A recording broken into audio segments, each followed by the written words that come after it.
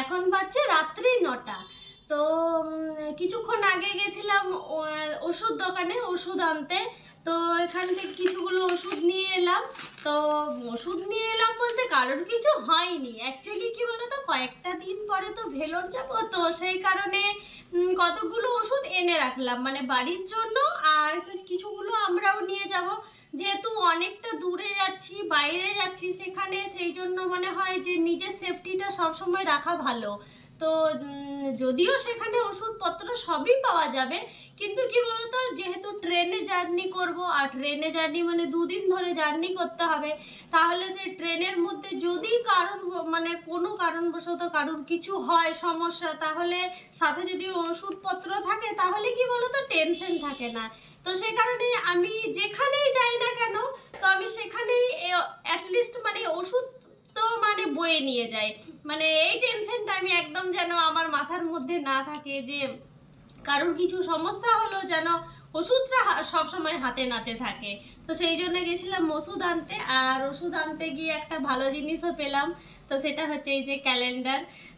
তো দেখবে ক্যালেন্ডার যখন পেতাম, মানে ছোটোবেলার কথা বলছি, যখন ছোটোবেলায় ক্যালেন্ডার পেতাম না, মানে বাবা নিয়ে আসতো, তখন তখন মনে হতো কখন আগে খুলে দেখবো যে ওটার মধ্যে কিসের ছবি দেওয়া আছে। তো এখনও সেই রকম মানে মনের ফিলিংসটা এখনও সেই একই রয়ে গেছে। তো এই যে তোমাদের সামনেই খুলে দেখছি যে কি রকম আছে। এটা একটা বাংলা ক্যালেন্ডার, যেহেতু এই কিছুদিন আগে তো নববর্ষ ছিল আমাদের, সেই জন্য দেখো একটা বাংলা ক্যালেন্ডার দেওয়া হয়েছে, এই একটা আর এই যে একটা, দুটো ক্যালেন্ডার দিয়েছে।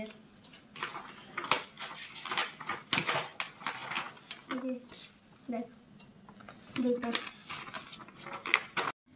তো সব রকমেরই প্রায় ওষুধ নিয়ে এলাম। তো কিছুগুলো বাড়িতে ছিল, যেমন কিছু কিছু ওষুধ আমি ওষুধপত্র সব সময় মানে বাড়িতে এনে রাখি নতুন নতুন। তো কিছু কিছু বাড়িতে ওষুধ রয়েই গেছে, সেগুলো আনিনি, আর কিছুগুলো এনে দিয়ে গেলাম। বাবাইয়ের জন্য কিছুগুলো এনে দিয়ে গেলাম, কারণ বাই চান্স কোনো কারণবশত কিছু হয়, তাহলে ওর বাবা সাথে সাথে কী হবে, ওষুধগুলো দিতে পারবে। তো আর এগুলো নিয়ে এলাম নতুন, ওগুলো ছিল।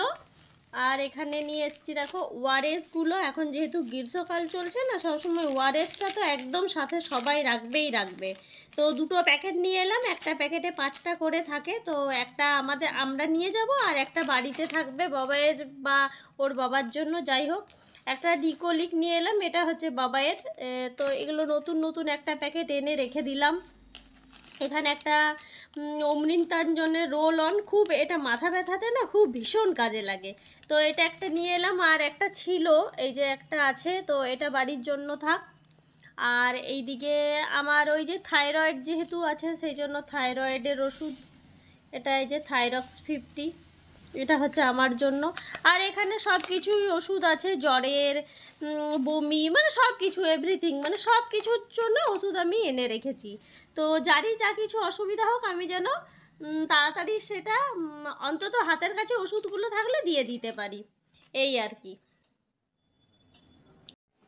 আর কয়েকটা দিন পরেই তো ভেলোর যাব, সেই জন্য সব কিছু আস্তে আস্তে করে রেডি করছি, বলতে গোছগাছ করছি, কোন জিনিসটা মানে ইম্পর্টেন্ট কাজগুলোকে আগে করছি, যেমন এই ওষুধের কাজ, তারপর আরও বিভিন্ন বাইরের যেসব কাজকর্মগুলো আছে সেগুলো, মানে সব কিছু কাজগুলো আমি আগে রেডি করে নিয়েছি। তারপর এখনও ব্যাগ গোছাপত্র তো কিছুই হয়নি, জামা কাপড় বা কোনো কিছুই গোছানো হয়নি।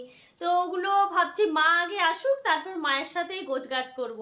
আরও কিছু কিছু জিনিসপত্র নিয়ে যাব, কিছু খাবার দাবার তো নিয়ে যেতেই হবে, যেহেতু 2 দিন ধরে ট্রেনে জার্নি করব, তাহলে খাবার জিনিসও কিছু নিয়ে যেতে হবে, কিছু পানীয় জিনিস নিয়ে যেতে হবে, যেহেতু প্রচণ্ড গরম, তো বিশেষ করে এই গ্লুকন-ডি, ওআরএস, এগুলো তো নিয়ে যেতেই হবে।